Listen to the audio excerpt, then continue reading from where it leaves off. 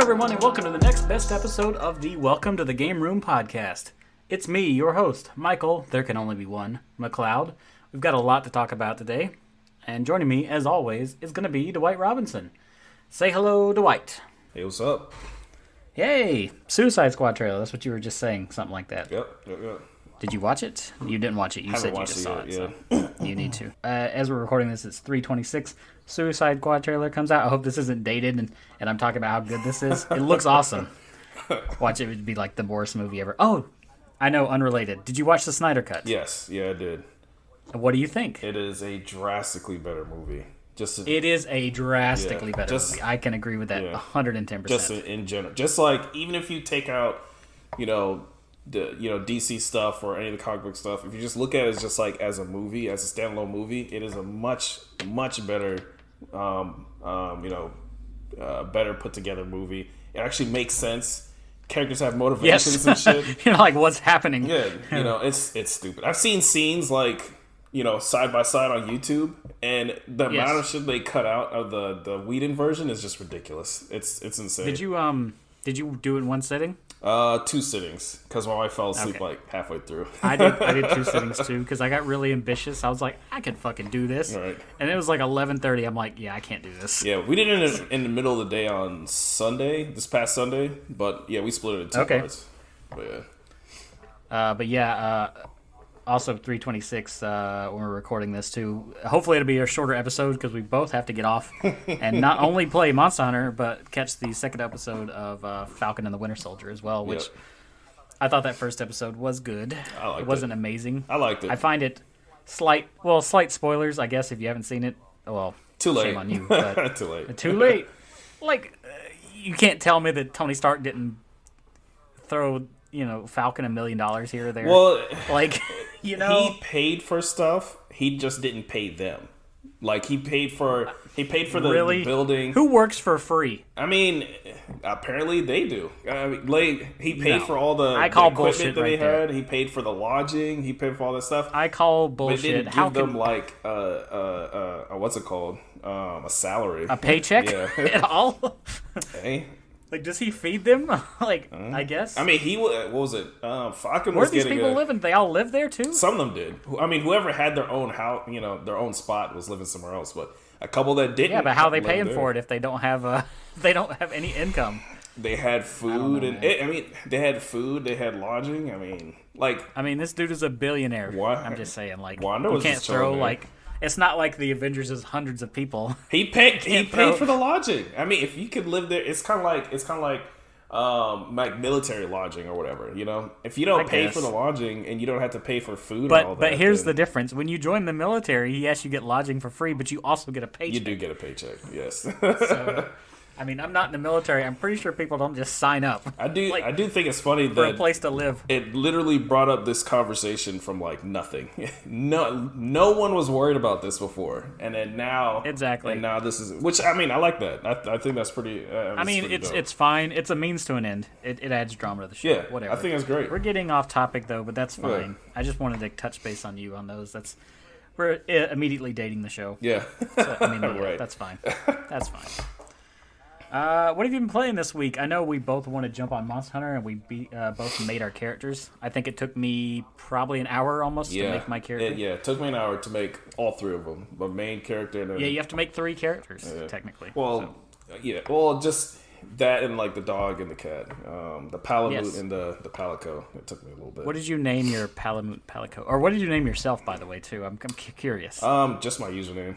I didn't put like a specific name in there. I never usually do. I did the same, but I mean that's fine. The last time I did that was like Freedom Unite. But then when I realized that you can go online and you just have that online, I was like, well, then I might as well just put on like my online name or something. So That's true. whatever. What'd you name your well, I'm just gonna call it the dog and the cat. What'd you name them? The dog and the cat. I named the dog Benimaru. Okay. And I named the cat Chamusuke. Okay. Very. I can respect it. So just like random, super generic, Japanese pet names. Yes. Except for Benimaru is also the name of the. He's a character in King of Fighters that has like really tall blonde hair, and he has like electric powers or whatever. And then Chamusuke is the cat from Konosuba. You ever seen that? The little black cat in Konosuba. I've not. That was a funny ass show. If it's an anime, I haven't seen a lot of it. So yeah, I'm not as well versed. Although I did start watching Demon Slayer this week. Yeah, Demon Slayer is pretty. Because I hear it's good, and so far it's very typical to me. But I hear all right. So I'm sure it gets better by a very jaded and very knowledgeable anime person or connoisseur or whatever as myself. I will say that it is a good show. It has a crazy ass budget because it's done by UFO Table, which those guys they just throw money at animes or whatever. So of course it looks good. Why not? It is. It's not like the most anime ever. The most amazing anime ever. A lot of people treat it that way, and No, that's why I started watching it, because I'm like, oh, everyone's talking about how freaking incredible this thing is. It's not. The movie made. It's not. And here's the thing: I'm enjoying what I'm watching, but it's like. It's almost like it has an anime must contain checklist, and it's checking those boxes off as it goes. Yes. It is a very. And some of those things I don't like. Like spoilers, I'm not that far in. I mean, you've seen it. Where they're having the fight with the lady with the 6 arms and the balls. Yeah. And the guy with the arrows. Yeah. So like that fight takes 3 episodes. Yeah. That's ridiculous. That speed that shit that up. Is it's actually not that bad, because we're not in the realm of like One Piece Dragon Ball fights. So that's actually pretty good. I mean, still those are worse, but I'm just like and even I like My Hero, but like they all do this where like they like cut to the person thinking, and like they spend way too long on that. I'm like, just fucking do it. Like, stop talking about it. What you're gonna do, just do it. I can see it once you do it. Yeah, that's just a thing. But yeah, I mean, I know it's an anime trope, but it is one. It's not a pet peeve, but it's. I mean, as you already know, it's like the top grossing anime film all the time, and all this other stuff. And that's why I don't get why. I mean, I've talked with a lot of other people. Was up there for a while. I've talked with a lot of other people, and it's just like I don't get why. It's a good show. I mean, it is a really good show. Yeah, it's not the good. best. I mean, not it's to the good. point where it's now the highest grossing. Like I don't get that. I don't get what it is about it that people love. I'd have to really think about a top 5. Like I'd really have to think about a top 5. And mind you, I haven't seen a ton Demon of Slayer stuff. would not be in my top 5. I don't think it would be my top 5. Not at all. I mean, it's a great show, and it looks good. I can at least think of 3 right now, just off the top of my head. Yeah. I have a top 2 for sure, and that's Detective Conan and Master Keaton. Mm-hmm.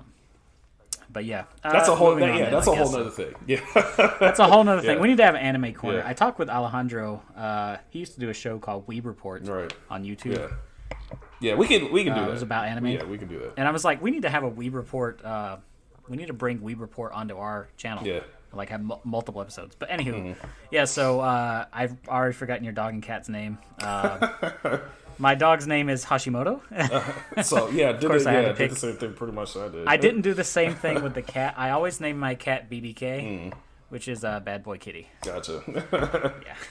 I think I named them something similar to that in World. I think I named him like Inosuke or something like that, like a really generic whatever. So anyway, yeah. But what have you been playing? I guess big news. You got a PS5 since last episode. That was a big thing. So yeah, I did. I'm looking at your list right here. A lot of these are PS5 games. So why don't you give me the rundown then? I'll go through some of the games here. Of course, I'm not going to get into detail about the PS5 itself until a little bit later. But yeah, we have. Well, we have discussions. Yeah. We'll get to that. We'll get to the famous rant. But right now, I had let me start with the Series X stuff first, I guess. Okay. I finally booted up Wargroove, which I got that a while ago, and I've never actually started up. Wargroove is like the. Advance Wars Yeah. sort of thing. Yeah. I actually have that on Switch purchased, and I've never played it. Yeah, I had it purchased too on Xbox and just never. I just now got to that. How is it, by the way? It's pretty good. I mean, I just started it, but it's not bad. And when it does the cutscenes, it has like this little window, so it like really looks like a DS game. It really does. Even the font, it has like DS game font in there, which is pretty interesting. I mean, yeah, it's pretty nice. I haven't gotten far enough to really get anything else though, but I've also been playing Bulletstorm Full Clip Edition. That's random, but okay. Yes. Cool. So this is also. Are you playing as Duke Nukem? I can't do that. I was gonna try to. But yeah, I mean, I'm definitely playing as Duke Nukem because I've beaten it already. I've beaten it on the 360 version. Of course, that's the only reason to replay. Yeah, so I beat it on 360 like years ago. I mean, it's a great game. I got the full clip edition a couple years ago and just never played it. You know, just like usual. So I was like, you know what? Fuck it. I'm gonna download this and boot it up. So I went ahead and did it. Yeah. I mean, it's great. It looks great. I mean, it plays super smooth, which is good because it was at like 30 and some change. If you're in the mood for that sort of game, it's awesome. Yeah. And the way they integrated Duke is hilarious because they only change Duke's lines. Yes. They don't change anybody What's else's that guy's lines. name? Gray? Gray, yeah. They keep... And of course, they keep calling him They don't Gray. change anyone else's lines. So keep- he's like, who's the hell? Yeah. Who the hell is It's Gray? like, who the hell is Gray? You know? It's like, stop calling me. You know, the whole time he's talking shit about it, which is great. I like how his lines fits with what's happening.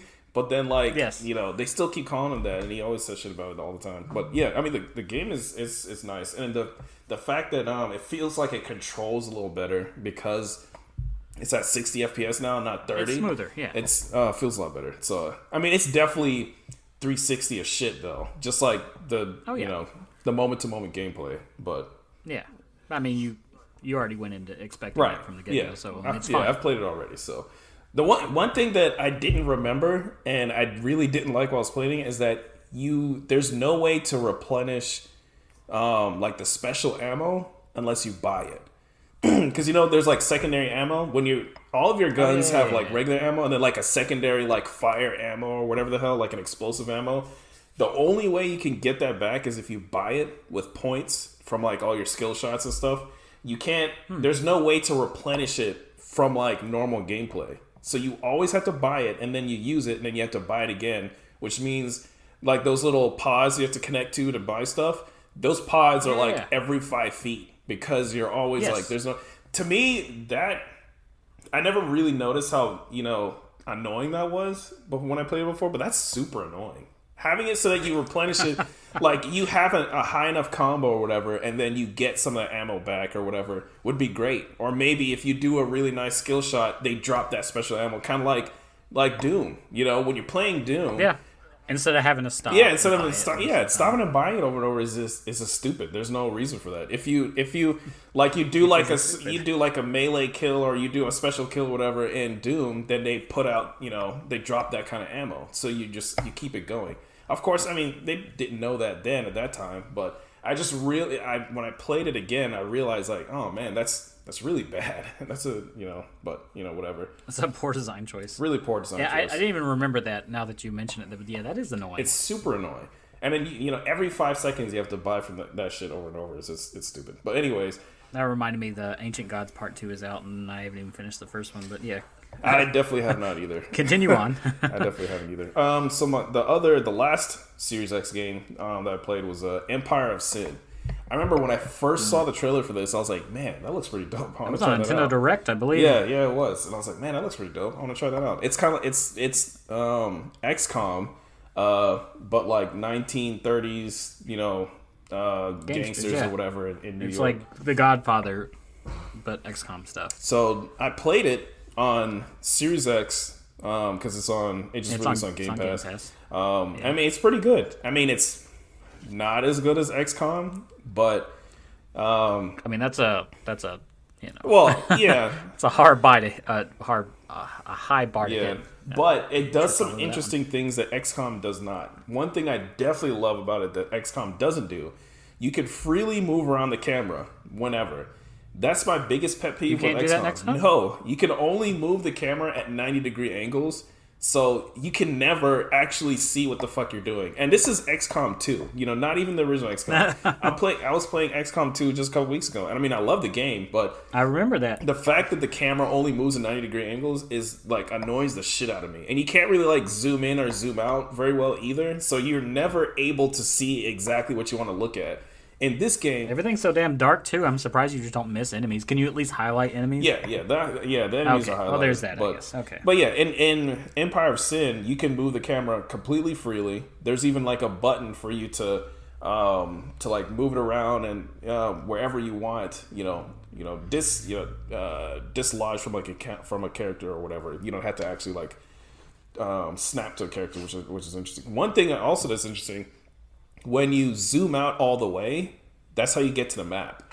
So there's a button to zoom in and a button to zoom out. You just zoom out all the way, and it brings you to an overhead map, and then you can select where they go or whatever.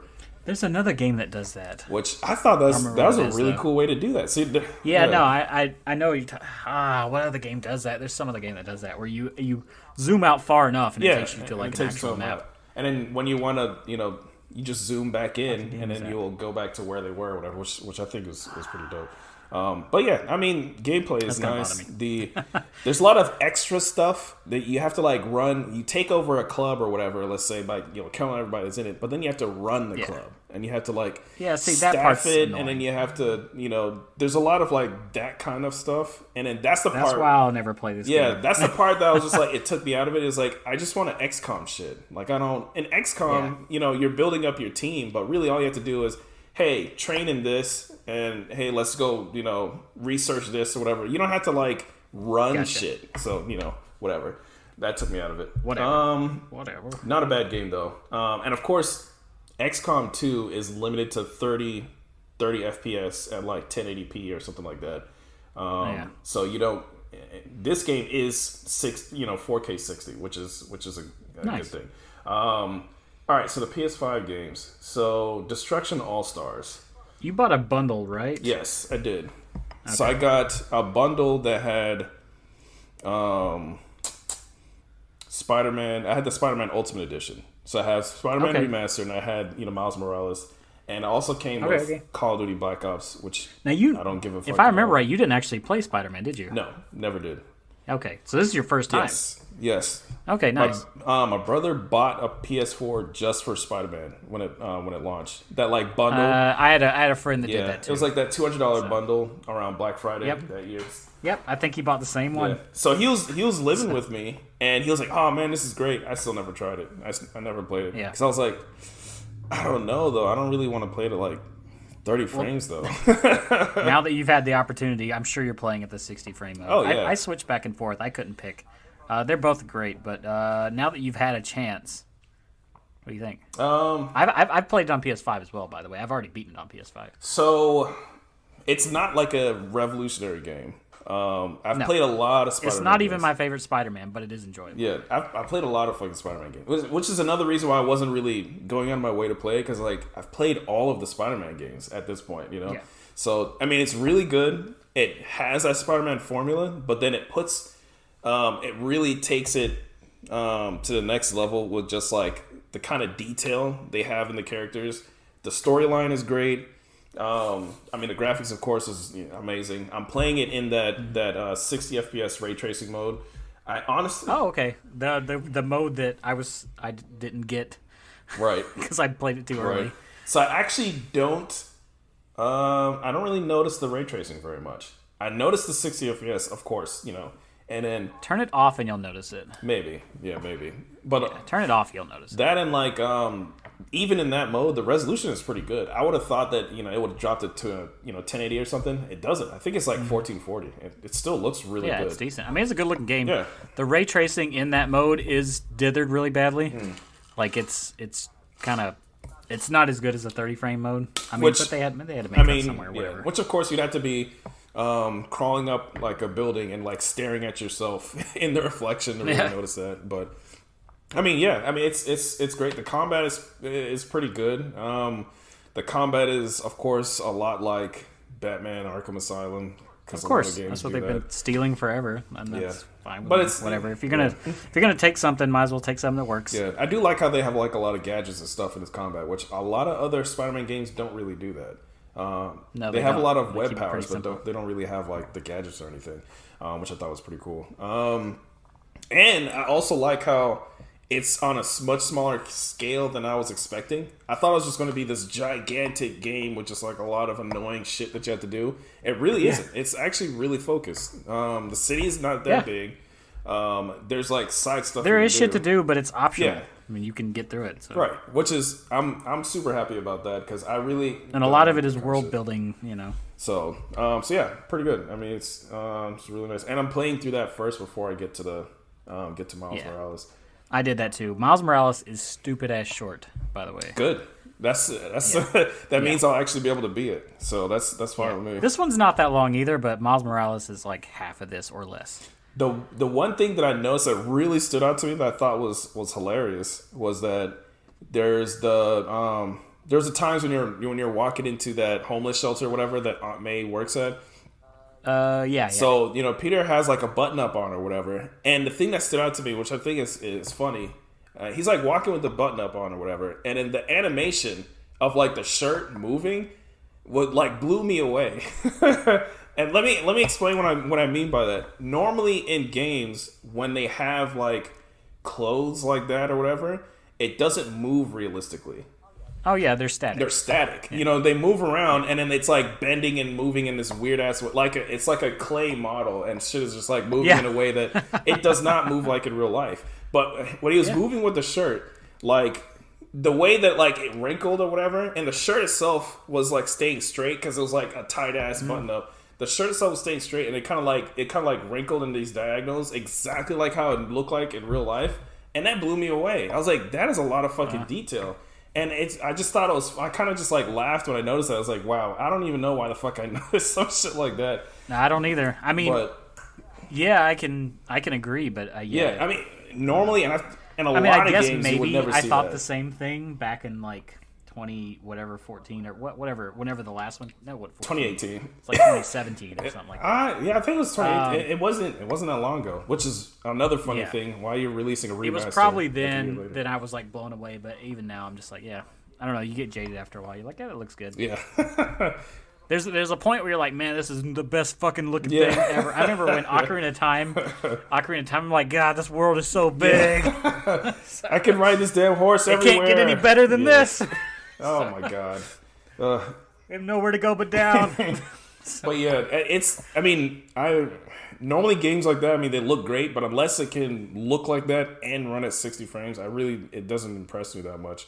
The one that really impressed me, which we talked about before, the game that really impressed me was from last gen or whatever, was Gears 5. Gears 5 impressed the shit out of me because Gears 5 is so friggin' well optimized. It really is, and I still say that it doesn't get enough props for that because Last of Us 2 looks amazing, Ghost of Tsushima looks amazing, Spider-Man looked amazing, but they run at 30 frames, and it's just like, really? Now that you have your PS5, Ghost of Tsushima, which runs at 60 now on PS5. Yes, it does. Man, I fucking love that game. I think that was that like the first or second episode? I don't know. It was around there. I remember it was early Gameroom episode that I played through that, and even now I'm just like, man, that's such a fucking good game. It's so good. I know there's a couple of PS4 games, first party PS4 games that run at 60 now. Does Death Stranding run at 60?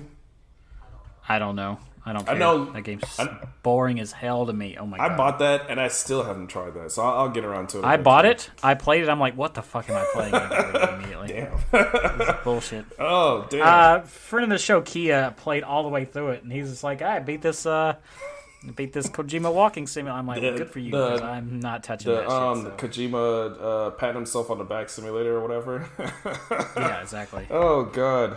But yeah, Last of Us 2 is not... Spider-Man was good. I see you got Destruction All-Stars on here. Yes. I didn't actually play that. Don't worry about it. Because you have two don't other... Worry about it. Don't worry about it? It's not my thing. Don't worry about it. I wasn't going to worry about it. It's Destruction All-Stars. It looks good. It plays really well.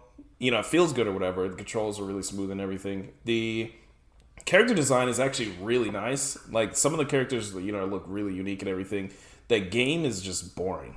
To me, it's just boring. Maybe there's people out there that love it, but it's a really simple premise. Not for you. But it's just not. There's just not enough there for me to care about this game. So I understand now why they gave it to everybody for free months after the game came out.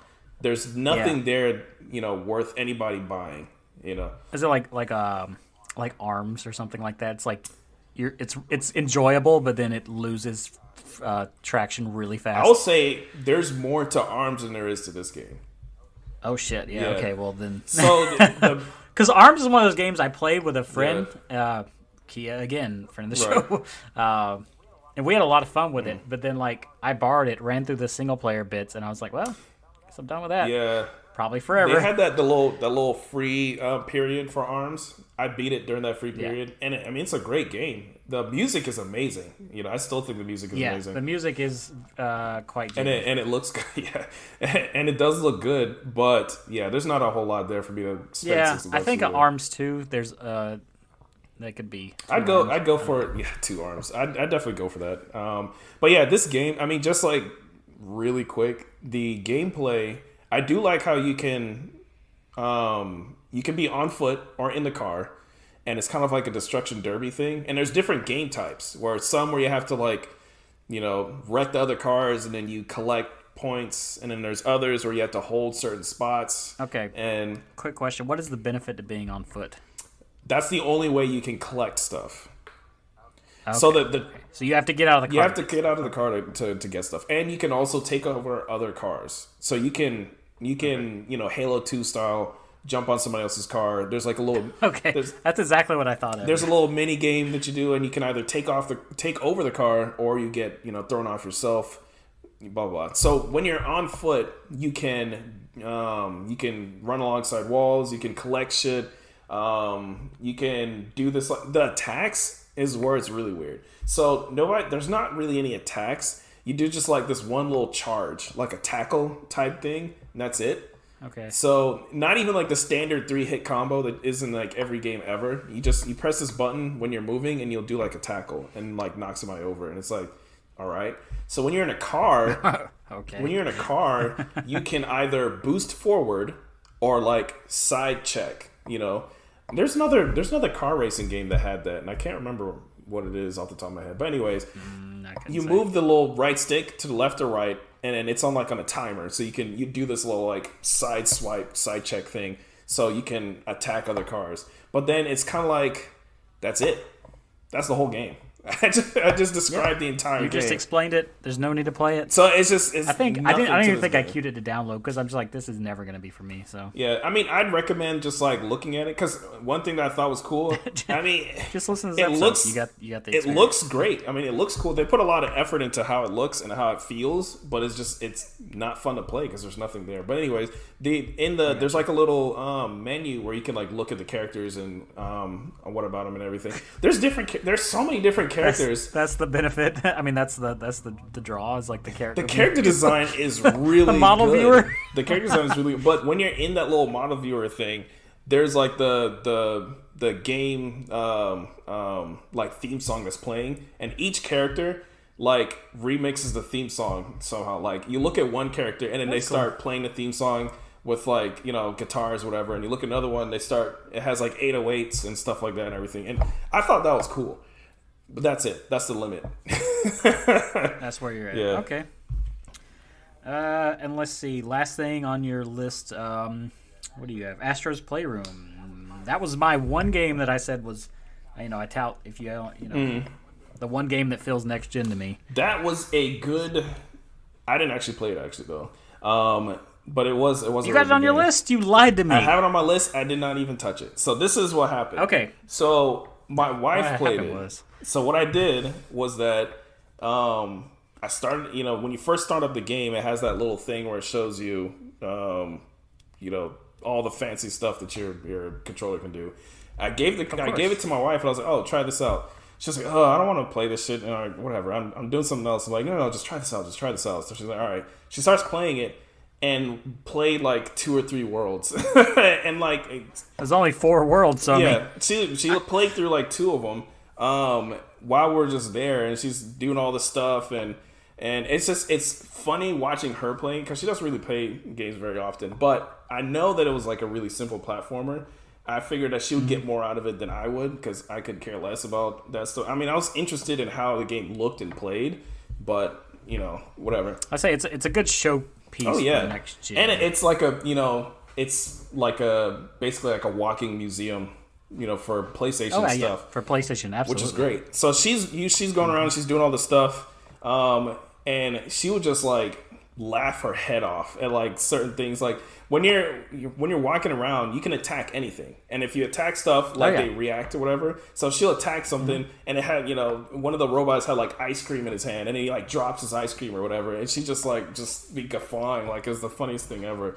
And I'm just sitting there like, what? Why is that funny? And she's like, I don't even know. This is great. And she's going around and jumping on stuff, and hey, I mean she loved it. Somebody appreciates Astro for what it is. So yeah, I mean it's definitely a really good game. Really good looking game. Great way to show off that fancy new controller that I don't like. Oh yeah, but definitely. We'll get to that a little later. yeah, exactly. So I didn't. Well, I guess speaking of that, on that end, I did upgrade Avengers because I actually have Avengers on PlayStation and on Xbox. Yeah. Because I'm weird, I guess. I don't fucking know. I actually never beat it on Xbox, but I upgraded on both. It does use the resistive triggers on PlayStation. Yeah. Okay. Which got real fucking annoying real quick. Yep. Because here's the thing, I use Captain America. Of course, Captain America is my dude, right? That's who I use. Captain America main attack, as you probably would assume, is throwing the shield. Oh, okay. So that's hold left trigger and hit right trigger. Right. Yeah. Both of the triggers are fighting you the whole time, and that's like most of the attacks I'm doing. So after like 5 minutes, I'm like, yeah, okay, my hands hurt. Yeah. I'm turning this shit off right now. Yeah. And it wasn't even like that good. It was just like having those little spring things you squeeze together. It was like having those. You're trying to hit them with your fingers. How I was going to describe that was it's like there's a Lego block stuck in there and you can't get it out, and it just won't go away. It's just like it's just sitting in there, and it's fucking like annoying. Call of Duty did it pretty well, but even still after that, like I liked the resistance it gave. But even after a while, I'm like, yeah, this is like cool, but kind of obnoxious after a while. Yeah. So it's a cool idea. I'll definitely dive more into that later, but we're gonna get on that. I get what you mean. So Avengers, I'm playing. I've switched back and forth. The main difference between the quality mode and the performance mode, if you're on performance, it runs at 60, like practically locked. It's beautiful. It's so smooth. It looks great. I will say the only main thing I can tell the difference was, and Digital Foundry pointed out, but I could have told you either way, there are particles now that were not there before. Like especially if you're Hulk, or if you're really anybody and you're fucking shit up, those things stay on the ground and they fly all over the place. They don't just evaporate immediately. So like when it really starts to get hectic, there's just shit everywhere and it's awesome. That being said, I'd still say play at the performance mode. I mean, I know you would anyway, but the visual compromise. I mean, the even at 30, because it's locked 30, it looks damn good still. But I guess whatever your fancy is. But downloaded on Series X and S. That was easy. Just started it up. It was ready to go. No issue. Yeah. I'll talk about my issues on PlayStation, which I'm sure listeners, if you keep up with the news, is some bullshit. Yes, it is. It's some straight bullshit to get your PS5 or your PS4 save file transferred over. I mean, we all kind of not really laughed at, but smart delivery did not really seem. It just seemed like a buzzword. Right. Yeah. Smart delivery is a real thing, guys. It's a very real thing. It's a very real thing, and Avengers pointed that out hard. So. Let's see. Everything else was on Series X. I played Stubbs Zombie that came out. I think we talked about that. It's fucking Stubbs Zombie. It's the same thing. Right. Yeah. It just runs a little better. It beats paying $100 for a copy on regular Xbox. So hey, whatever. Because I would definitely do that. Yeah, I wouldn't. I'm that guy that collects shit. But I'm not doing that. Right. Stubbs is fun though. It's one of the few games where you can play as the zombie and it's in a comical fashion. Yeah. So it's fun. And I think you're wrong. What? We had this discussion. You said it was the Halo 2 engine. I say it's the Halo 1 the engine. Halo 1 engine? Oh, okay. I think it's the Halo 1 engine. I'm not positive. I didn't look it up. I did clarify something. It's a correction, and I'll correct it later. Remind me of the correction near the end of the show. But I meant to look this up, and I didn't. I'm pretty sure it's a Halo 1 engine just based upon what I'm looking at. It's just pretty obvious to me it's Halo 1. Ugh. Yeah. I remember it had fine, like that weird kind of like lumpy texture look that Halo 2 and like Doom 3 and those kind of games. That's what I'm not getting though. Gotcha. I'm not getting the bump mapping. Gotcha. Like, like Halo 2, everything is fucking everything's bumpy as shit. Doom 3 was like nothing that too. on here is it's flat, but it's shiny as hell. The first Halo was like that. First Halo had really I don't shiny know. shit. Research still needs to be done if this is an ongoing saga. Right. Another game that looks really good and I put a lot of time into this week until I just got pissed off at it was Jackie Chan Stuntmaster. Wow. I actually saw a YouTube video about that about a month or so ago, which is interesting. Yeah, it was Mini-Me, I believe. Yeah. And he's a YouTuber I watch that he likes to cover a lot of these like random ass little like Jet Li, Rise to Honor, and Wheelman and stuff like that. I think I've watched the same stuff thing. I like. I watched the same They're thing. like bullshit games, but I like these games. He was. I think the video that I saw, he was comparing Rise to Honor to Jackie Chan Stuntmaster or whatever. Yeah, probably. But yeah, go ahead. It's actually pretty enjoyable. The only problem I have with it is it gets really platformy, like the third level in. Yeah. That game is not designed to be very platformy, and so there's a lot of like fighting the enemies is not a problem. That's actually fun. The beat 'em up part of it's fun, but when you get to a part where you're like just falling down the same pit over and over and over, I'm just like, all right, well, I guess I'm done with this. So it was fun. I played it probably for about 4 hours or something like that. Like I got pretty good into it. I don't remember how many missions there are, but I was on the third, and I want to say there's like 5. So I mean, I got halfway through the game. So yeah, now you know how I feel anytime I play like platformers. Except for when you said over and over again, it'd be twice for me. Like I fall down this random pit twice, and I'm the thing is, like, if it was super quick to load up, I wouldn't have an issue. Yeah.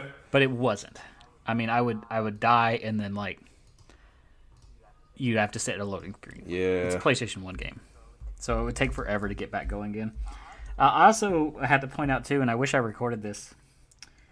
The enemies in the second level, they do say nothing threatening to you at all. They're constantly trying to get you to stop fighting them. They're like, please, we can talk about this. Don't hit me in the face. No, that's all they say the whole time. And I'm just like, is Jackie Chan a bully? It's fucking terrible. Yeah. And the last game was a Game Pass. My Game Pass game for this week, because you since yours was Empire of Sin. I downloaded Call of the Sea, which I actually downloaded a while ago and just never bothered. You familiar with this? I think you were telling me about this. Yeah. So I actually started up and I went on How Long to Beat. That will actually kind of affect what I play sometimes. And How Long to Beat had it at 6 hours. So I'm like, I got this. And I did. I beat it.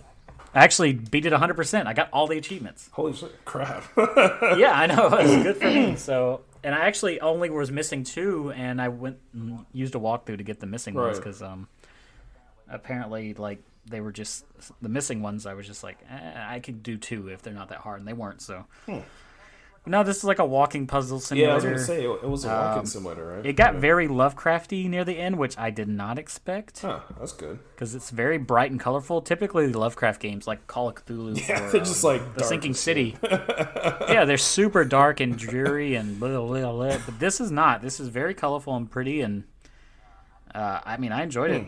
It was good. I could recommend it if you like that sort of game. If you don't, you're going to be bored. That's interesting. But if you do, I mean, hey, it's your sort of thing. And I guess the last thing, and this will move us on to our next little bit, is I did download Tony Hawk on the Xbox. I downloaded it on the new, because I had Tony Hawk and everything. So the upgrade path for Tony Hawk is very stupid. That's technically the PS5 and Xbox One X and S versions are out today, which I think you can run at 120 frames at 1080p on PS5 and 1440p at 120 on Xbox. Ooh, nice. Yeah, it's pretty impressive. But if you have any version of the PS4, you can upgrade. If it's the base version, it's $10, whatever. I get it's $10 fee. If you have the digital deluxe version on Xbox or the digital regular version, if you have deluxe, it's free upgrade. If you have regular, it's $10 upgrade. If you have the disc version of the Xbox, you're SOL. Wow. Yeah. I was like, really? Why? Oh, and you have the disc version. And I do. So I actually traded in the disc version and bought I went to CD Keys and they had the digital deluxe version for $36. Right. And it traded in for like 15. So I mean, I paid $15 essentially for the upgrade, but I think it was on sale just like, digital too. Why? Yeah, I don't know. Yeah, that sucks. It's just like, why? That's so stupid. That sucks. I feel like I mean, it's yeah. It's the same shit though. I mean, it just looks better and runs better. Right. That's really what it comes down to. I fucking love Tony Hawk, so I'm gonna be all about it. But yeah, I just thought that was weird, and it didn't really make a lot of sense to me as to why that is. I feel like I'm gonna run into. I don't know why Xbox kind of got the shaft there, so yeah. I guess it's like, well, if Avengers was easy, we got to make Tony Hawk difficult for you. An eye for an eye. You can't let them have them all. Before we get into the rant, I guess because that'll be our next bit, our first news bit, I guess. I'll go ahead and get out of the way. So Avengers, as I was saying, I downloaded on Xbox Series X and S. No problem. You load it up, your save's there, boom, there you go. So I have Avengers already, the PS4 disc installed on my PS5. I'm like, okay, cool. There's the free upgrade. It's on the main page the day it's available. I download. Cool. Going. When you do that, a lot of the times, actually all the time, they'll keep the PS4 version and the PS5 version on your hard drive. I don't know why. Why would I play the PlayStation 4 version if I have the PlayStation 5 version? That doesn't make any fucking sense. Just assimilate them. So I'm like, cool, whatever. I'm going to go and delete this PS4 version. I don't fucking need it. And I hadn't moved my save over or anything anyway, so it was like, cool. I figured it would have auto-uploaded. It did not. So it gets done. I go to update it. Not only is it taking an eternity to get there to download, I do it. It says, I need to go and do a save transfer tool or some bullshit like that. So I have to reinstall the PS4 version I deleted already. Wow. Go into the other room, or the room I'm in now, install fucking it on my PS4 Pro, upload the damn save file to the cloud, go back to the PS5, go to the save transfer system. Oh my god. Move it over, then I can delete those other versions, and then, and only then, I can play it. For example, though, it took me, minus the download time, 2 seconds to get the Xbox save. Right. It took me all day to get the PS. Now, mind you, part of that's my fault for not knowing that I'd have to go through such a mess, because I should have just left the PlayStation 4. But I mean, who would know that? Exactly. But yeah. So by my logic, I don't need the PlayStation 4 version on there anymore. I think any normal person would have done the same thing, which they have, because there's plenty of videos out there. People had the exact same issue. The way that they just treat saves in general has always been ridiculous. Going back to PS4, it's always been ridiculous. Oh my god. Yeah, I'm trying to look at. There was one article I read that someone had a much worse time than I did. Yeah. And I cannot remember the article. I was gonna read it, but of course I can't remember it now. So, but yeah, you had gripes about the UI. I have gripes about the UI. Yeah. If you want to get into that, now's a good time as any. Absolutely. I mean, there are good things. If you want to start off with the good things. Yeah, let me. To be fair, I had a list of notes, and I did list off a lot of good things that I saw about the UI, and a lot of bad things. Oh, I found the Forbes article, by the way, but go ahead. Yeah, I spent some time actually going through and like checking all this different stuff and see what the differences were. But before I even get into that, I feel like I'm gonna have the same issue or similar issue with Final Fantasy VII Integrate when that comes out. So I remember, and I'm kicking myself about this now. Final Fantasy VII was on sale for PS4 earlier this year, and I was like, you know what? I don't know what they're planning to do about this rumored PS5 upgrade, so let me not get that because I don't want them to, fucking control Ultimate Edition my ass or whatever. So I left it alone. I didn't get it, and it was at a good price. I think it was at like 30 or 40 or something. You're the king at turning things into birds. So I was like, all right, I'm gonna leave that alone. I'll see what they're gonna do. So then they announce Integrate. I'm like, oh, that's sweet. Then they're like, oh, Final Fantasy VII is gonna be on what's it called? On PlayStation Plus. I was like, even better. That's dope. And then they're like, well, you can't upgrade from that though. We're just kidding. And it's like, all right. Well, I mean, that's fair. I wouldn't really expect them to do that. I'm like, all right, cool. I'll just buy Final Fantasy VII then. The shit's not on sale.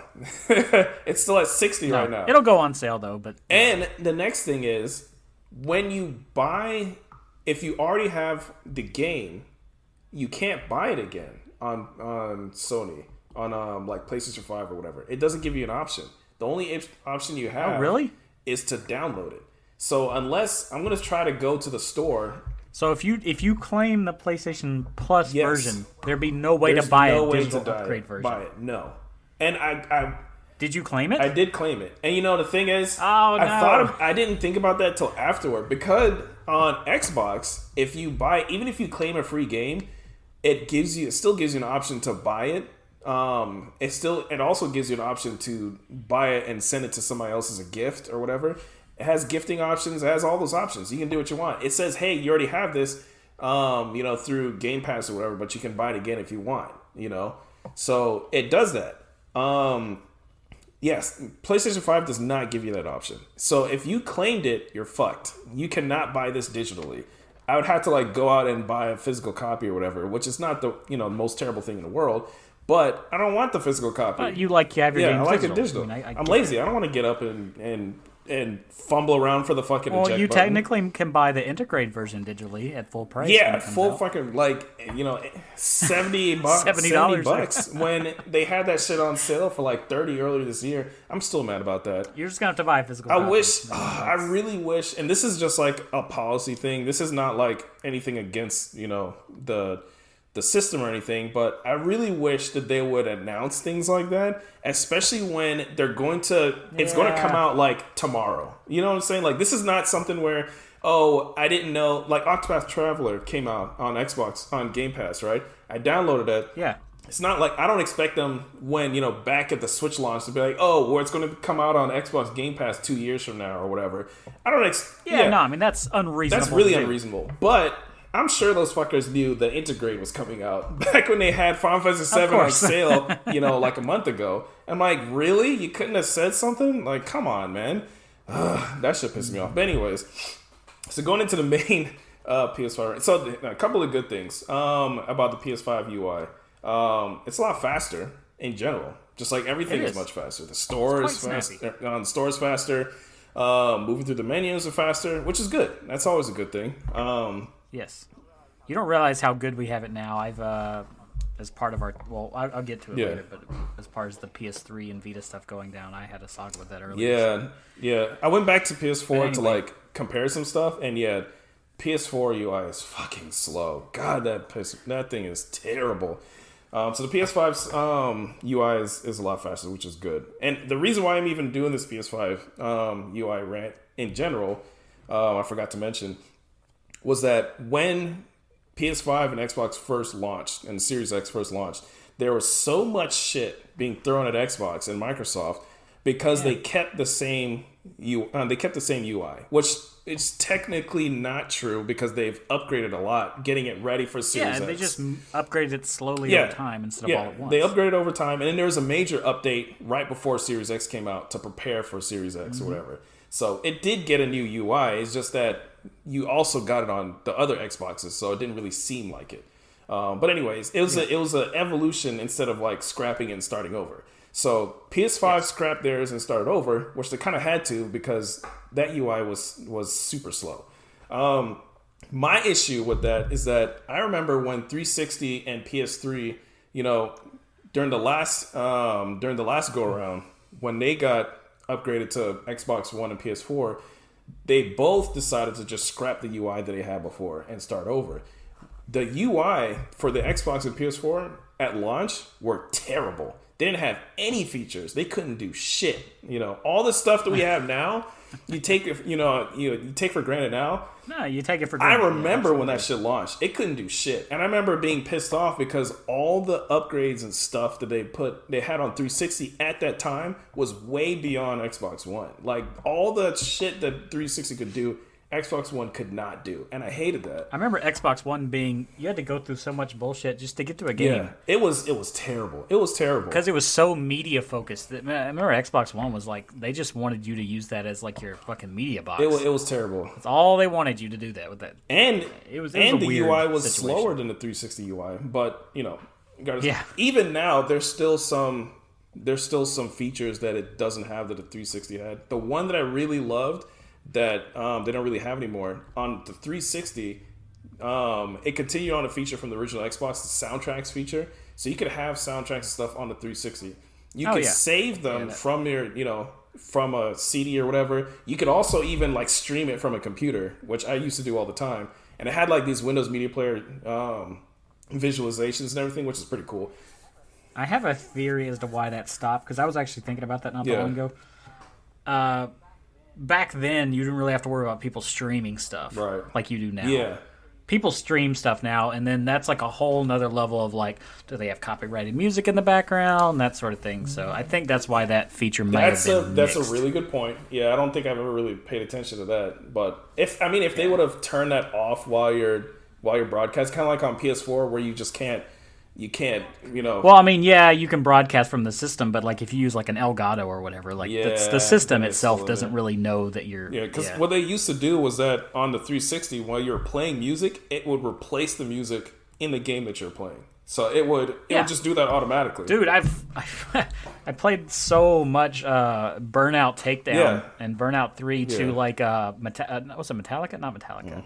Slipknot. Right. And that was like the best music to use to race. Yeah, it would automatically, mute the in-game music. You didn't have to mess around with settings, and it would just play that music. And then for some games would actually could see that you had soundtracks saved on your Xbox, like San Andreas or whatever, and you could go to the little radio station, and then it would pull up your soundtracks. It was a radio station of all your shit, which was great.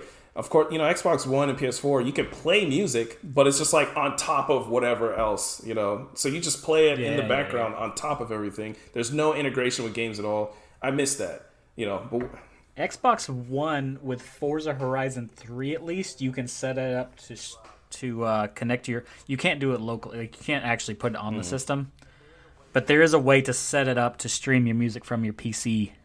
I never did it because it would seem like a pain in the ass, but I know a lot of stuff. Yeah. So that's one thing I missed. But I mean, in a roundabout way, what I'm getting to is on the new system, Microsoft decided to upgrade it. Yeah, we're almost at an hour or so. Yeah. They decided to upgrade it instead of scrapping it, which I respect that decision a lot. But a lot of game media, shat on that. It's like, oh, well, it's the same old shit, and PS5 gives us a new UI, and it's amazing, and blah blah blah. Yeah, the PS5 UI is not amazing. They scrapped all the setting features and everything they have from PS4. It is functional, but it is functional, and I get that they had to fix it, but yeah.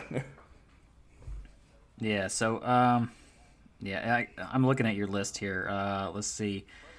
Let's just go through this. I see your title is overhaul, but the layout is very similar. Yeah, the layout is similar. Which the whole time they've been training us to hold down the PlayStation button and now it's just tap the PlayStation. I don't like button. that. I don't like that at all. Because No one likes that. It fucks me up every time. And I wish there was an option to just like switch between the two. Because it always fucks me up. Yeah. And the default settings for taking screenshots was all switched up too, and I had to change that back. So you have a few things in there that I've not really messed with. The whole game base, quick menu. Yeah. Well, all right. So the good things. Let me scroll through it. So the trophy menu is much more detailed, which I thought was cool. If you have like extra expansions or whatever for your game, it has little mini lists for each of those expansions separate from the main game. It also has it also tells you how many hours you played of a game, which I like. So it's arbitrary, but I like that's it. pretty good. That's how I know you have 900 hours in Caravan Stores. I've been playing. That's my most played PS5 game so far too. I didn't put it on this list, but I've been playing the shit out of that. Shocker. The load times is amazing in there. But yeah, so media. One thing I did like. So the way that they treat media on PS4 was kind of annoying. It had that little app that you had to go to. And then it just takes forever for that to load, and then you go into the app that you want. That was annoying. I never did media on PS4. That's the same way. I had other shit for that. So media on PS5, I do like how it has its own little section. You just kind of like move to the right, and then all your media shit is there, which is kind of funny because they're getting rid of their video store and everything. But so it's just going to have a bunch of apps. The app store is completely separate from the game store, which I don't know if I really like that. That's really weird. So you have to go to the media section to actually look at like apps that you can download. If you go to the actual PlayStation store, there's no apps in there, and there's no demos or anything either, which I also noticed. There's no demo section in the store. No, there's not. Yeah. So what was it? Automatic switching of audio output, which is great. PS4 did that also, but I wish Xbox would do that. Okay. So if you plug in a headset, like it automatically turns off your TV audio and it goes to that. So yeah, I haven't bothered to use that. Xbox needs to do that. That's something they definitely need to do. You can be logged into two consoles at the same time with the same profile. I didn't know you could do that. So I was on my PS4 and my PS5, and it didn't kick me out. Which on Xbox, you know that if you sign in on another system or whatever, it's going to kick you out of whatever you were before. I have Nelly sign in and then disconnect from the internet, and then I can sign in. So yeah, I thought that was kind of weird. I don't know if that's like a thing that's normal or if they're going to try to change that later. I don't know. Yeah, I have no idea. So move the quick menu being on the bottom of the screen instead of on the left side. I like that. I think it looks pretty good. It looks clean compared to when you hold down the button, or on PS5 when you tap the button, it just shows up the little options on the bottom instead of on the left, which you see more on the screen and everything. That's nice. What I don't like are all those fucking cards in the way. I don't care about the cards. I know they spent like an hour talking about those damn cards or whatever. Yeah, that I don't care about. Let me turn off the cards. I don't care about these cards. They don't do anything. It wastes space and it takes up all this, the screen real estate and everything, and it tells me stupid shit that I don't care about. I wish they'd give an option to get rid of that. Maybe they will eventually. That's pretty much it for the good stuff. Oh, wait, yeah. No, one thing that I really wish Xbox had also, you can specify where you want PS4 games to get installed automatically. So you could say all PS5 games get installed on the internal drive, all PS4 games get installed on the external or whatever, and it will just do that. Well, PS5 have to go to the internal drive anyway. Well, yeah. So it's I like that you can specify that. On Xbox you can't. So on Xbox you either everything goes to here or everything goes there. You can't say, hey, I want everything not Series X to go to this other drive. It asks you every time. Yeah. So that's really annoying. So, but yeah. All right, so that's the good stuff. Yeah, that's your good stuff. We went over some of the bad stuff already. Yeah, just like as it related. Is there anything else, I guess, about PS5 UI that you really liked or you think that Xbox should do? Not really. I mean, it's completely functional. Yeah. I mean, hey. All right, so let's go through all the rest of the crap. We already touched on the rapid fire, man. Rapid fire. We gotta get this shit going. Game based. There's only one way to get to that, and it's optional. So if you go, you can edit your quick menu, but then you can turn off the game base, and then there's no way to get to like parties and all that other stuff. It's just gone. And I looked around everywhere. There's nowhere else in the UI where game base is. And it's really weird. It doesn't make any damn sense. I don't get that. And the game base in general it's set up very weird. It groups up everything there, but to look at messages, you have to like exit out of your game to look at messages. It's not just like in the quick menu like it would be on an Xbox or whatever. Or even PS4. Even PS4 did that. So if someone sends you a message, you have to like go to the game base, click on it, and then exit out of your game and go to like some other screen to read a fucking message. Like fucking just text me so I don't have to keep stopping. Ridiculous. I don't like why. Come on, man. 3 systems later and you're still doing that shit. Nobody's talked about that. Auto HDR. We've talked about this plenty of times. Oh no, yeah. Don't get me started on that bullshit HDR. I just have HDR turned off. Yeah. I just have it fucking turned off. If I know a game utilizes HDR well and I know I'm going to be playing it, I'll turn HDR on. That's ridiculous. It's only a global option. So what we're talking about, every game on PS5, it has like an auto HDR thing, just like Xbox does, where everything is just HDR. The thing is, though, if a game doesn't work right with it, there's no way to turn off like individually for that game. On Xbox, you can. On Xbox, you can say, hey, for this game, don't use auto HDR or whatever. Can't do that on PS5. That's annoying as shit. So you can't upvote or downvote games anymore. I thought that was kind of interesting. They just got rid of it. I mean, it's not a big feature, but I just thought that was weird. It just went away. I say another big feature that kind of pushed me. No folders. No folders. Why? That sucks. You can't move anything around at all. But you can't move the tiles. Can't view. What is it? You wrote it in here. Okay, yeah. Games and library defaults to all instead of what's installed, which is. Oh my god, that is so stupid. It's so stupid. I mean, it's not that hard just to go over to install, but it's just like let me go to install. It's an extra button press, and that's another thing. It takes so many fucking button presses to get over to your game library. Like, say, all right, I just turn on the PS5, right? By default, it keeps you on that what's new tile or whatever the hell. You have to navigate all the way to the right to get to game library. Then when you get to game library, you have to tap. You have to navigate over again. You have to tap down, and then navigate over and then tap down again. And then, it's just like on Xbox, I want to go to game library. I press down once. I press A. Boom. Game library. I'm already there. Yes. And you're at installed. Installed is your default. I really wish you could just have folders on the main screen with. Give me the folders back. Like, all right, we moved from PS4 to PS5. Why would you not bring that back? I mean, is that really that hard? And you can't move them around at all, which is this. Oh my god, that pisses me off. I mean, you can in a very roundabout way if you start the software. To rearrange them, you got to like start the game or whatever, which is fucking stupid. Yes. And then there's like some that you can't like get rid of, or you can't move them out the way because they're just there. I hate that. It's so dumb. You can't customize the background at all. You can't change. There's no themes anymore.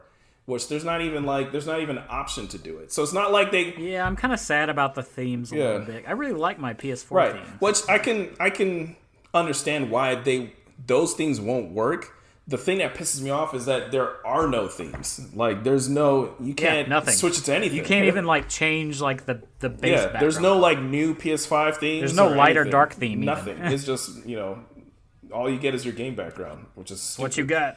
I don't know, man. Maybe eventually they'll roll out, like, update or something like that. So they'll have to. So the whole transfer process from moving to PS4 and PS5 wasn't terrible, but you can't transfer screenshots, like all your captures. You can't transfer your screenshots, your capture video. I had a lot, which I would have to like use a flash drive to transfer them over. Like, there's no way to. Yeah, it doesn't have it in the cloud. Why do you not save that shit in the cloud? On Xbox, it's saved in the fucking cloud. If I go on this app. And I can go to the Xbox app and like, all right, a screenshot. Yeah, you can pull up all your screenshots. Are there. I can send it to somebody else.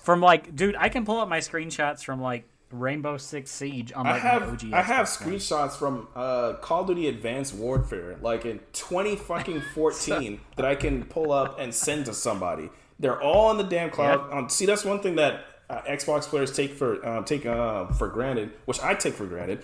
All your saves are in the fucking cloud. All your captures are in the cloud. It's all super your games are in convenient. the cloud. On PS5, they finally actually have like a cloud save option, but you have to like manually move shit around and stuff like that. And oh my god, man, that's ridiculous. Yeah, I don't get that. Oh, the UI is so much faster, which is great, but storage is not. So if you go to options and you go to the storage option, it still takes forever for it to count the stuff that's on the drive, just like PS4, which I don't get that. I don't know if it's just because I'm using an external or because it seems to do the same thing even with the internal drive. It just takes forever to count it. Like, why? Why does it take forever? Like, the shit should already be there. I don't get it. Soft region locking. So this is something I talked to you about a little bit. This annoys the shit out of me because I have. Yeah, I didn't even know about this. I have a couple import games for a PS4 or whatever, including like one that I have as a physical disc. So you can still. I have 3 different accounts. I have a regular account, I have a Japanese account, and I have a Hong Kong account, just so that I'd be able to like get stuff from other regions or whatever. On PS4. You have those accounts on there, so you just log in as one of those accounts, and then you can go to that store. You can get whatever demos they have. You can download shit, free to play games, whatever. And then once you download it, you can go back to your normal account to play it. I only have PlayStation Network or PS, Plus or whatever on my main account. I don't have that for the other 2 accounts. I mean, of course not. I don't have those to play games, and I'm not going to pay, yearly to set that up for those other accounts. So I play on my normal account, and then, whatever. That's just how I do it. PS5, you can't do that. It has a soft region locking. So if there's a game for a certain region, you can only play it using an account from the same region. So if I download some shit from the Japanese store, I have to go to the Japanese account to play it, which means I can't play that shit online. Or any... I mean, this sounds like some shit Nintendo would do, but I mean, you can even... This is not even a problem with them. Yeah, and saves is the biggest thing. Your save is for the account that you played it with. So the saves that I have on my main account aren't on the other fucking accounts. So like my saves are gone. And it's just, oh god, man. Like, why? What was the reason for that? I mean, there's no region locking normally. So why do you have to play as this? I wonder if they could change that later on, or if it's just like an oversight. I don't know. But it seems to me like this is not an easy fix for them to just flip a switch and do that. No. God, so that pisses me off. So I basically can't play. I had, Dengeki Bunko's Fighting Climax Ignition, which we got the original for PS3 and PS4, but we never got the sequel. The sequel was like PS5 or PS4 only. That sequel that I have on disc, I cannot play that shit. It's gone. It's fucking ridiculous. No, you just have to play it on your PlayStation 4 instead. Oh, that's some bullshit. I don't really have a whole lot else unless you had like something else. No, we need to keep going. We're at hour 7 minutes. Yeah. Just like wrap this shit up. But I have I mean, they're gonna have to put out new stuff. I mean, it's just gonna have to be a thing. Yeah, we'll just wait a couple years for them to bring it back up to PS4's level. Yeah, seriously. Well, I mean, they did announce PlayStation VR not that long ago. They showed the controllers this week. So, I mean, you're going to have to redo the UI probably to work with fucking PSVR whenever it rolls around. And that anyway. may be a reason. Yeah, that may be their reason for that, which I guess. I don't know. But I think those controllers look like Oculus controllers, which is fine with me. I like the Oculus controllers. They seem like they'll work like them, too. Why don't you take this whole Sony buying Evo business? Because that's more your thing than it is mine. Yes. So Sony is buying the Evolution Series or Evolution Championship Series tournaments, which Evo is the biggest fighting game tournaments every year. It's usually out around June or so.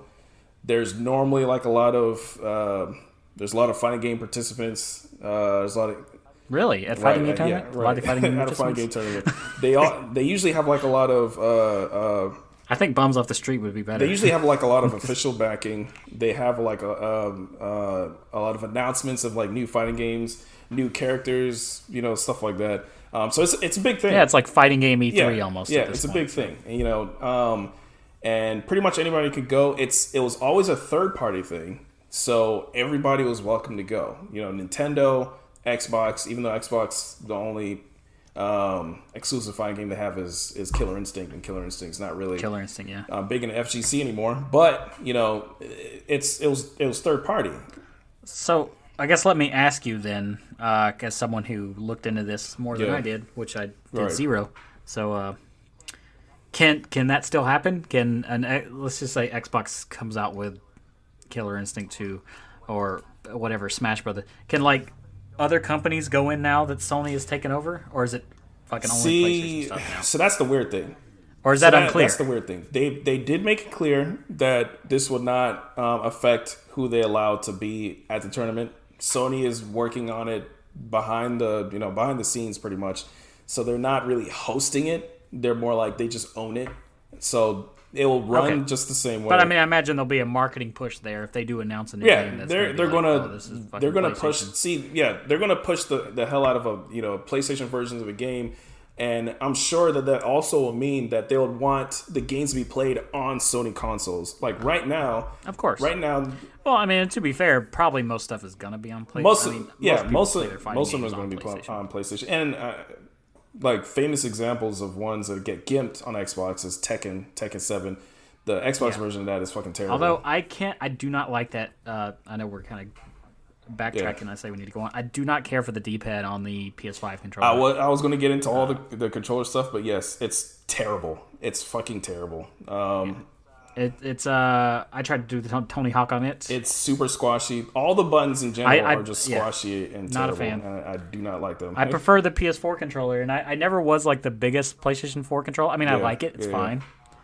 I like the PS4 controller significantly more than the PS5 all right. So the I mean, they said it's not going to affect anything. We're going to do it, but Nintendo put out a statement saying, hey, we're gonna keep a lookout for any other new adventures or endeavors in the future, or whatever.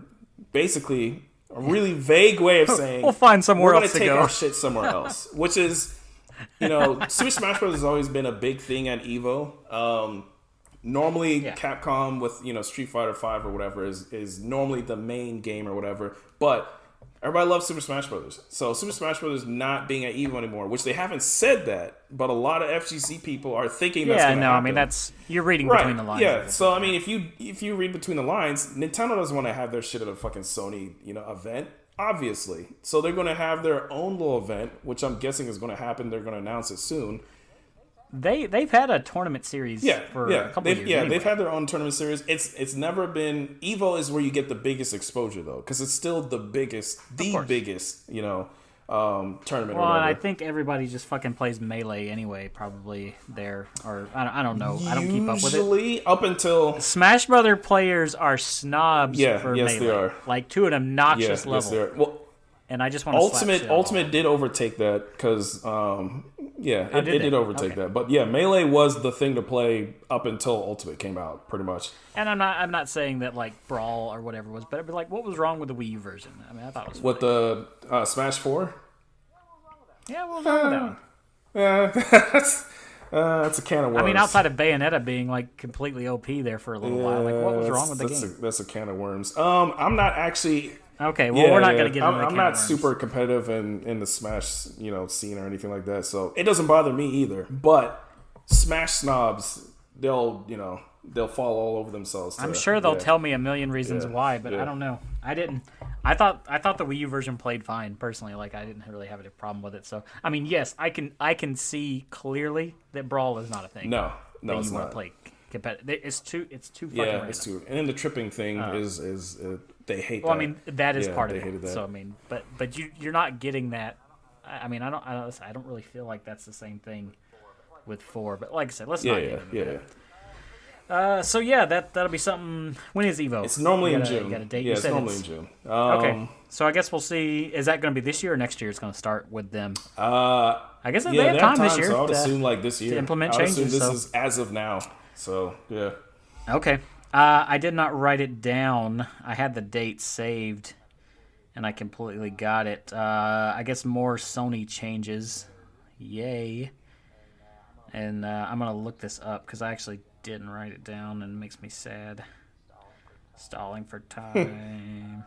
But it's PlayStation 3, PlayStation Vita, and PSP digital storefronts. Yes. Days are numbered.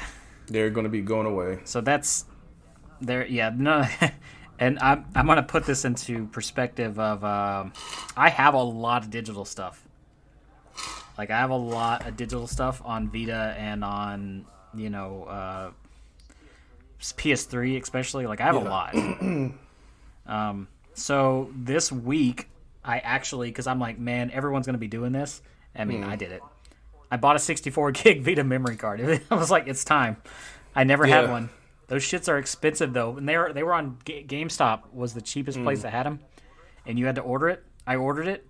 And then, I was telling my wife about it. And she's like, I guess I need to order one, too. They're gone. Right. I got it, right there. I definitely need to get one because I don't have a regular Vita. I have the PlayStation TV.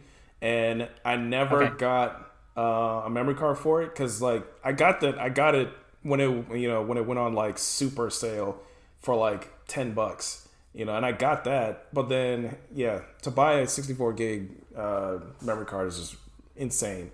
So I was like, I'll wait for it to get cheaper. Never did. So. Okay, so here's the actual quote via it just says a source from the Gamer, I guess is the name of the Gamer website.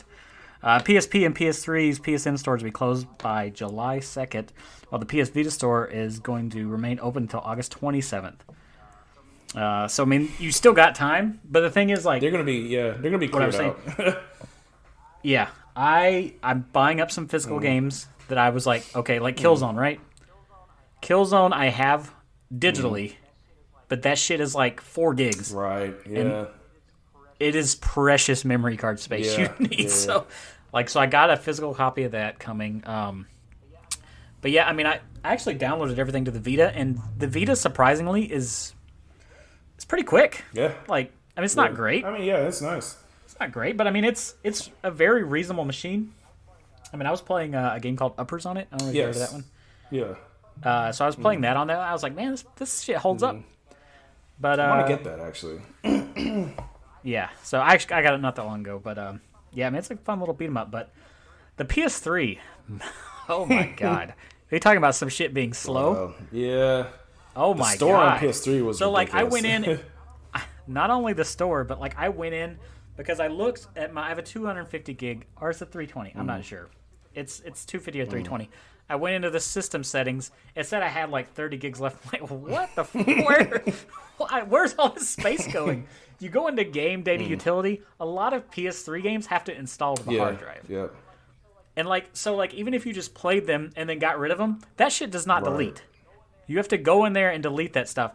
But and that doesn't sound so bad in its own right. But when you have an entire console generations worth of games in there, you go in there, you click on it. It doesn't tell you how big the file is. So you have to go through and click on every one. Okay, this one's only 300 kilobytes.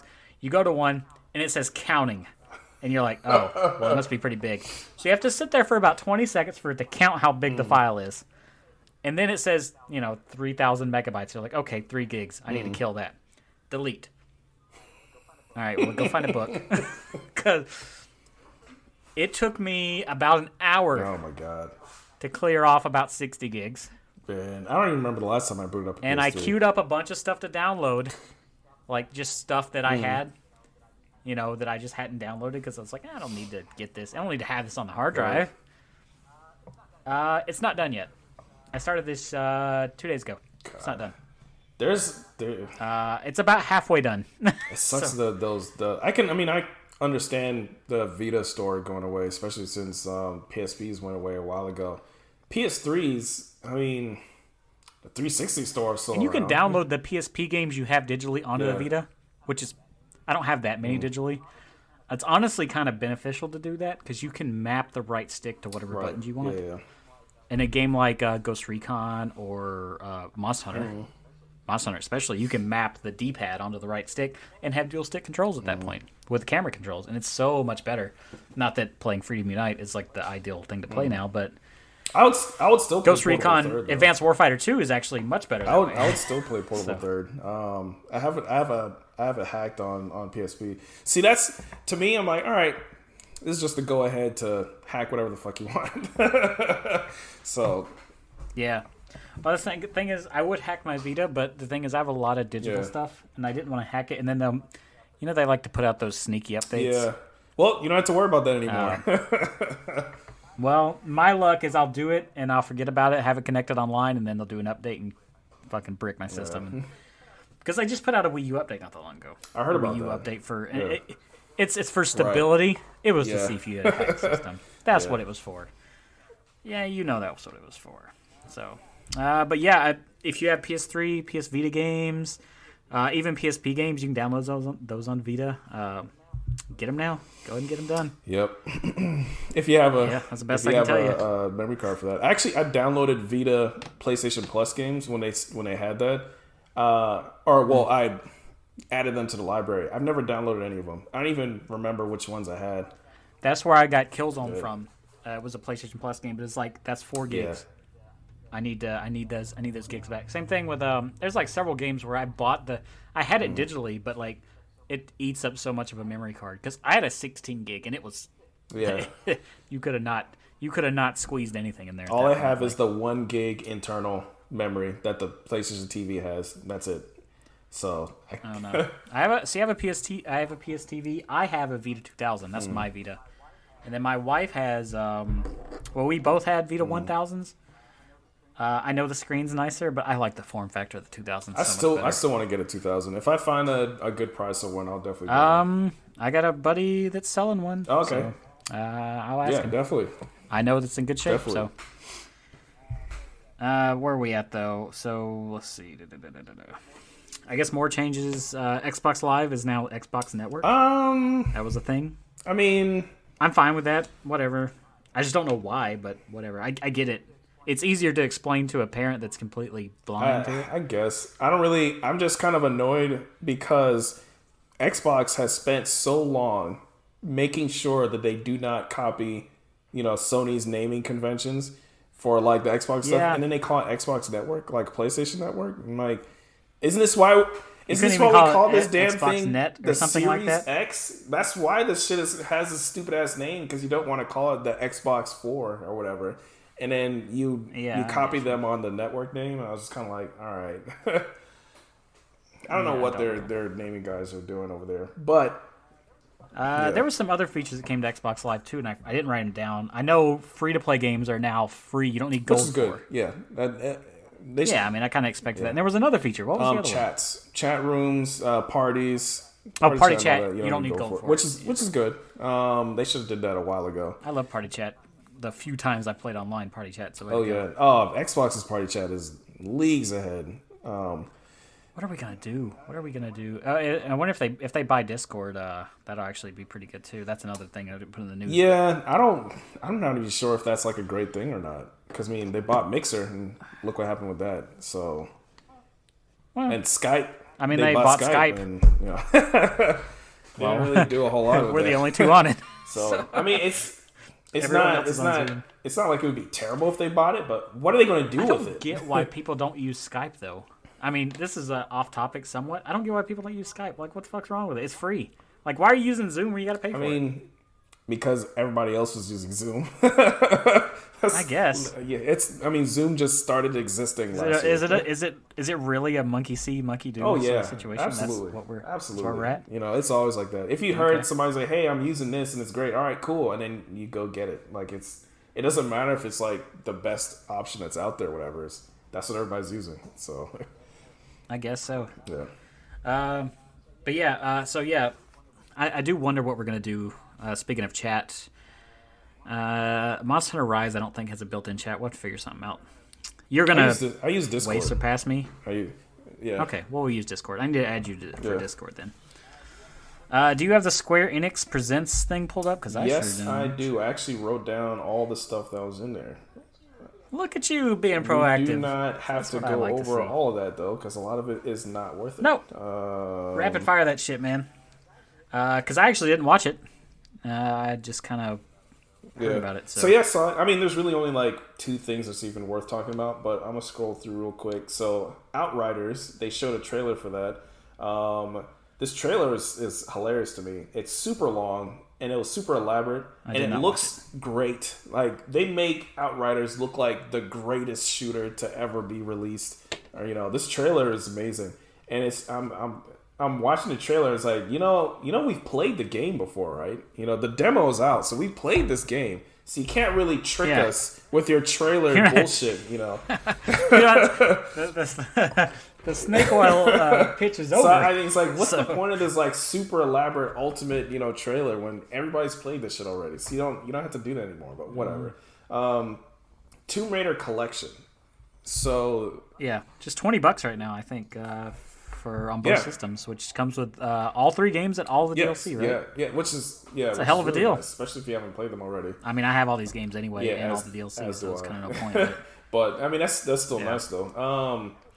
I never beat Shadow of the Tomb Raider. I need to get on. I don't think I even started Shadow of the Tomb Raider. It's okay. It's not as good as Rise. That's what I keep hearing. I beat the first one. I played a good amount into Rise, but then started getting bored once it turned into like a big open world thing, and I was just like, Rise is better. Rise is the best one to me, but I like the first one as well. Just Cause Mobile, Avengers Roadmap, which just Cause Mobile.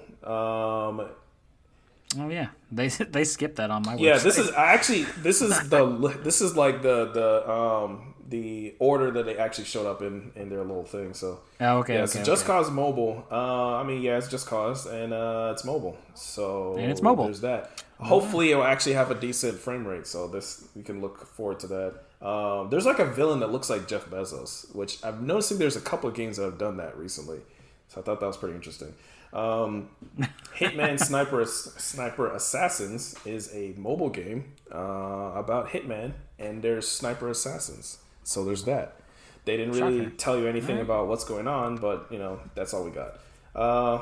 There's already a game called Hitman Sniper, I believe. Anyway. There's a couple of Hitman mobile games already.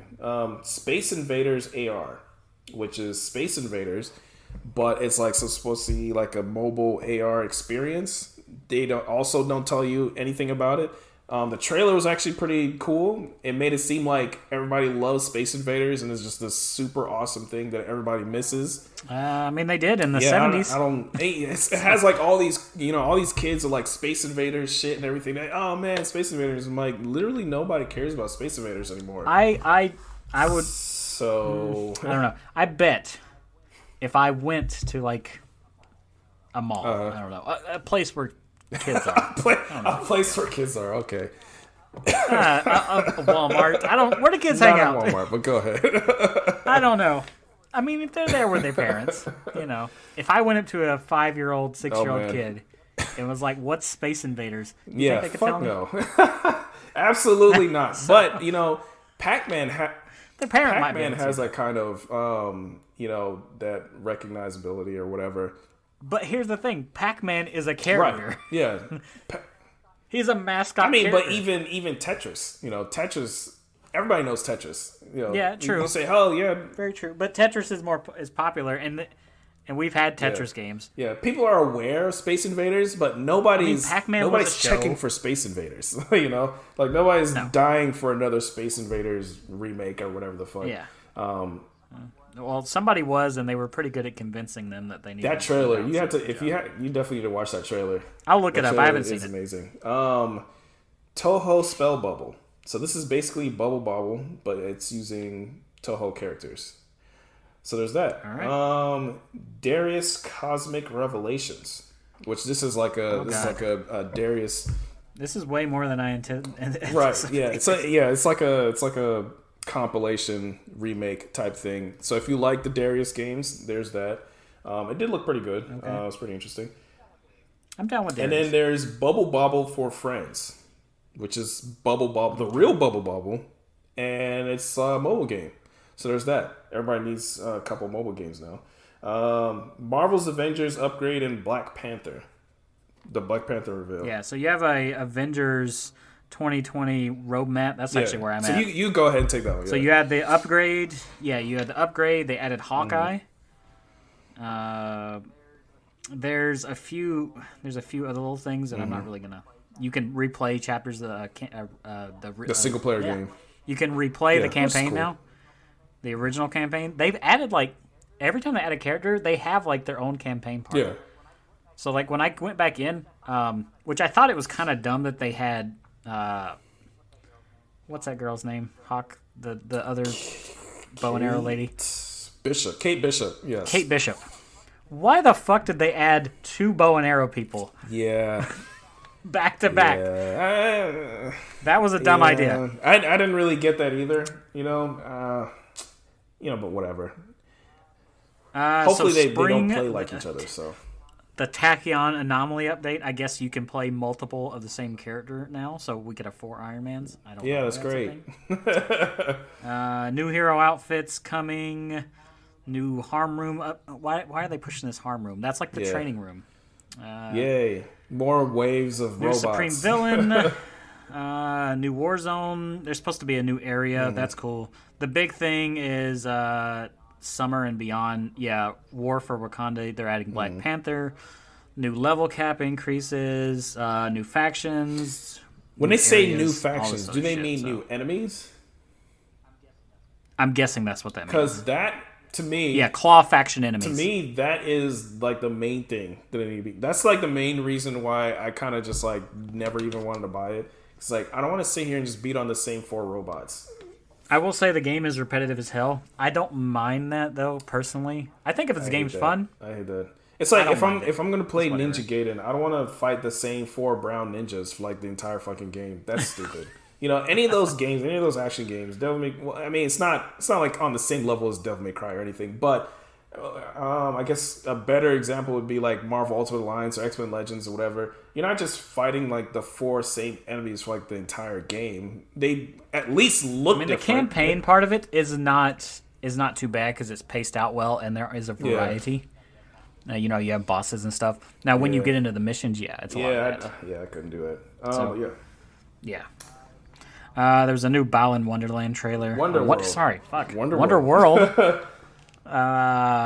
Which I read today that there's a day 1 patch that because apparently it has epilepsy issues if you don't download it. It has like flashing lights that can cause seizures. Wow. Come on, man. Come on. Oh, and it also introduces... That game is not only doomed to failure, it's also... there may be lawsuits involved. That thing, it's swollen the toilet. But they added co-op, so there's that. The trailer... the trailer had the co-op, and I was just like, oh, okay. I will say, I don't know if I need to buy this game, though. Here's the thing. I got it through GameFly, because I was like, I'm going to GameFly this game. Yeah. Whatever. Usually GameFly gives you an option to buy stuff, especially if it's new. I mean, they have copies. There's no option to buy this. They know you don't want it. they already know. Usually they only don't let you buy something is if they don't have hardly any. So whether they have so low confidence they ordered none, or there's not that many copies, they didn't produce that many copies. Yeah, so I don't know. I'm not sure. Might be a thing. Life is Strange: True Colors revealed. That actually looks really interesting to me. I played the original Life is Strange. Me and my wife loved it. I played the demo and I didn't like the demo. I thought the demo was stupid, but then when I actually played the game, it was pretty good. So. And there's the Ultimate Edition for the original collection. I haven't played the second one, so I might actually look at that. I haven't either. They're good. People like them. I'm not gonna press that I don't really care for them that much. It was fine. It's like one of those things like Undertale, right? Yeah. Everyone's fucking Undertale. Undertale is so damn good. I played it and I'm like, yeah, it was alright. I was kind of the same thing with Life is Strange. I'm like, yeah, that was good. I wasn't like... To me, that's how Hollow Knight is to me. Everybody loves Hollow Knight, and I played it, and I was like, okay, I mean, I'm wandering around. I kind of was okay with that, yeah. I didn't finish Hollow Knight, but I can see the appeal, I guess, a little bit more than I can Undertale. I see the appeal, but I don't really like the games where you're kind of just like, hey, just wander around, and then... Yeah, I get lost. This isn't fun. That's my problem. I don't just randomly wandering around and trying to, figure out what I'm doing and blah, blah, blah. It's like, no, that's not fun to me. The last one, Forspoken, that actually looks really, really good. this was obviously the biggest reveal of this of the whole thing. This was the Project Athia game that they had announced previously, so it has a name now. So this means that it's a real game. This might actually be coming out. They said that it's supposed to launch next year. But yeah, it looks really good. I like how the main character looks. I like how the gameplay looks. Well, they didn't really show gameplay. They just showed her, dancing around and stuff, and jumping through trees and shit. But I mean, it looks good. Fancy. I'm excited. I actually got a real name, which means that this is actually a real tangible thing and not the usual Square Enix bullshit. Yeah. So yeah, I mean, I guess that's about it. You actually have something there. Yeah, that's impressive though. That was it for the Square Enix. I'm looking at our list here. I think that's our show. I think we touched on just about everything. There's going to be something popping up like today or tomorrow, right after we get done with this. There's always some bullshit that pops up that's like, man, we should have added that into the show. It is what it is, though. I got a couple games coming out. We actually skipped over all the PS5 controller shit. What was it? What? Did you? Oh yeah, we already talked about the overbearing, trigger haptics and everything. I made sure to turn that down. That was super annoying, especially in like Spider-Man, because in Spider-Man it's super annoying. I like it in Astro's Playroom because it's constantly like there and it doesn't do anything because the tension doesn't change. It's just like the little Lego block, just like sitting there in the way. Yeah. But anyway, the controller itself, because they have to fit all that shit in it, is like really wide and just kind of obnoxious to hold. It's super wide. And it's just really bulky. It's really heavy. The sticks. I could see every generation they have an update on the controllers. Yeah, you don't really see it a whole lot. I think the PS4 was designed well enough to where it didn't really need it.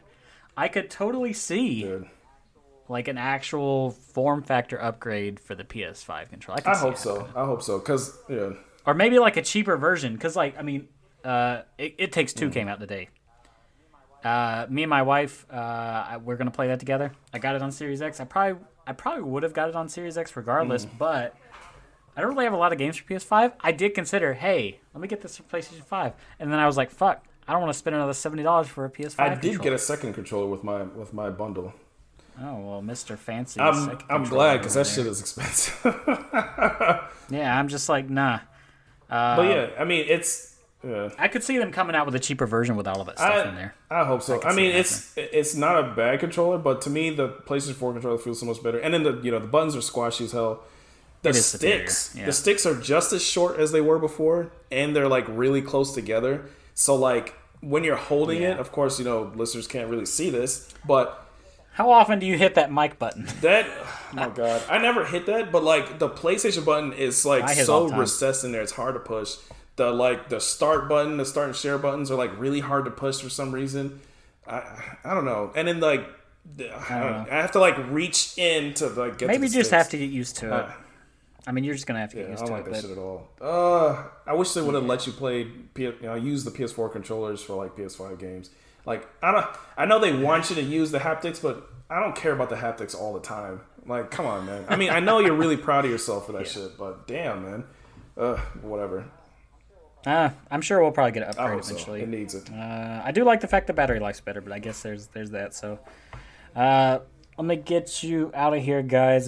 We're at an hour and some change. So, games coming soon. You have Doom 3 VR coming to PlayStation VR. Yep. This is before next episode. So, Kingdom Hearts. All the Kingdom Hearts are coming to PC before next episode. I'm sure Duffer will be happy about that. Bladed Fury. The game you sold me on, didn't really sell me on, but you mentioned and I looked up and it actually looks pretty good. That'll be out. Outriders will be out. That's going to be on Game Pass day one. Yep. Which I'll test it out. Definitely makes me. Star Wars Republic Commando will be out digitally for PS everything. I believe. I already have that on PC, so I'm good on that. Yeah, I have it for PC and I have it for the other thing. And Oddworld Soulstorm will be out. That's a PlayStation Plus game. And remember earlier when I said there was a correction or something I need to look up? And remember how I said, I think Soulstorm is a remake of Abe's Exodus. It's a new game, isn't it? And you're like, no. And I'm like, I think so. Is it? So here's the Here's the quote: Oddworld Soulstorm is an upcoming platform game developed by Oddworld inhabitants for Microsoft Windows, PlayStation 4, PlayStation 5. It will be a continuation of Oddworld New and Tasty, a reimagining of 1998's Oddworld Abe's Exodus. Really? So it is pretty much a complete reimagining of Abe's Exodus. Because I was looking at it, mind you, I'm not super up on my Oddworld lore. So wait. But I'm like, a lot of this shit happened in Abe's Exodus. So I'm looking at it on the story screen. is the same. Is the gameplay the same at all, or is it just the story? I don't know. I don't know if it's going to play the same. I mean, I imagine there's probably going to be more set pieces in there, make it a little more That's flashy. interesting. I think it is pretty much Abe's Exodus, though, again, just on current hardware to make it look So this is a right. Final Fantasy VII remake type situation then. Well, that's There you go. That's interesting. That's what we're looking at. So, but yeah, I had to look. They that didn't up. push that I very need much, to actually. look. I don't think they rarely even said that. That's kind of interesting. Huh. No, yeah, it is interesting. So, all right, that's it. Dwight, where can people find us? Where can they find us at? I wrote it all down. I mean, I wrote it. So on YouTube, you can find us on VG Escape. I was actually looking at it this whole time. I had it up in my hands. Instagram and Twitter under Gameroom Pod. Which I'm trying to be a little more active on. Well, at least Instagram. Twitter, it's kind of hard because I have my own Twitter account. I just usually do stuff And I'll there. try to stay active with the YouTube channel here. But yeah, and you can also find us on all major podcasting providers by searching for Welcome to the Game Room. Yep. All right. That's it. That's the entire show. And it actually went pretty smoothly at 1 hour and 40 minutes. I might be able to trim it down a little bit more. Not bad. Don't forget to check out the writer of our music. That's he's on Instagram at RinBTO.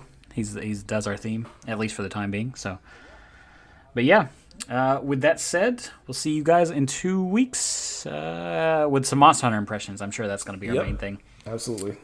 Yep. And don't forget Story of Seasons impressions too. That's going to be critical. So. All right. Goodbye, everybody.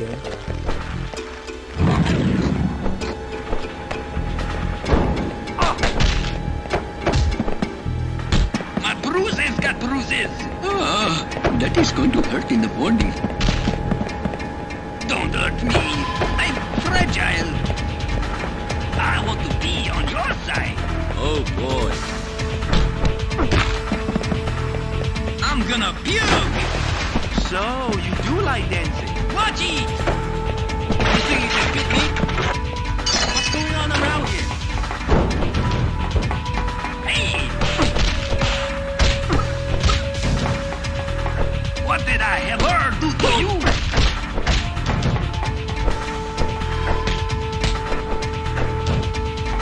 Oh, the humanity.